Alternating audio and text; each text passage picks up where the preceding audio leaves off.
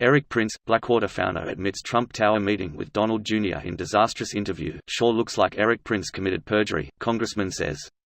Here's a summary of the article. Donald Trump ally Erik Prince may have committed perjury, a congressman has said, after the former Navy SEAL said for the first time he held a meeting with one of the U.S. president's sons to discuss Iran policy.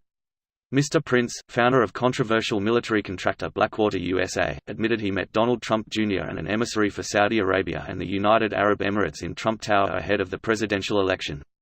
According to the New York Times, Mr. Prince organized the August 2016 meeting with Mr. Trump's eldest son and Lebanese-American businessman George Nader, who reportedly revealed Saudi Arabia and the UAE wanted to help Mr. Trump in his bid for the presidency.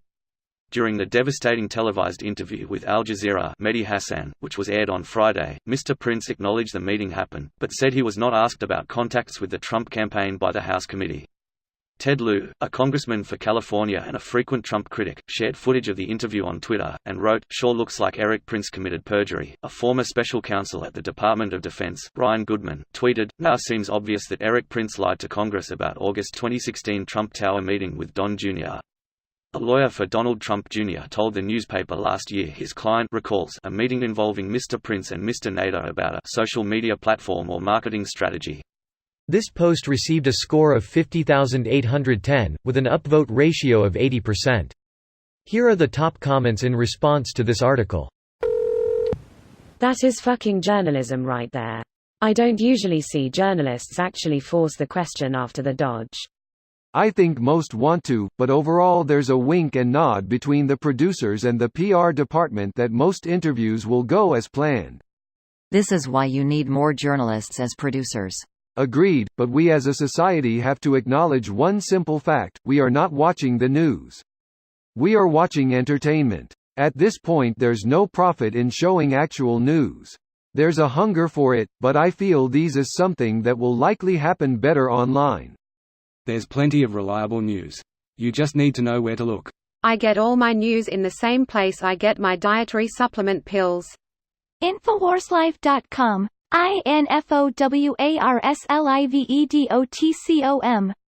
Lord, give me the energy and I will attack the enemy. Feed your warrior. When I first looked into Alex Jones, when I first internet investigated this fucking guy. I kid you not, I thought that was the death of the Republican fandom, right?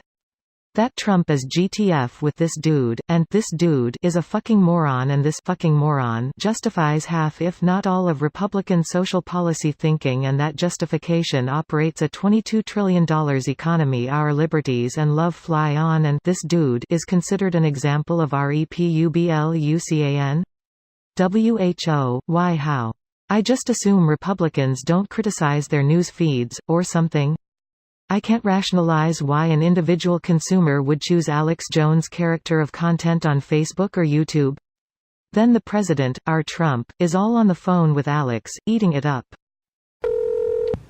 I really don't understand how Erik Prince thought it's a good idea to show up for an interview with Mehdi Hasan. Erik has an indefensible record and Hasan is one of the shrewdest interviewers I've ever seen. It was clear he's gonna rip him to shreds.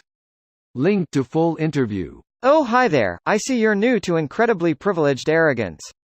The most satisfying thing about this whole affair is watching people who've never faced a consequence in their lives slam face first into opposition they can't pay off or sue into the ground.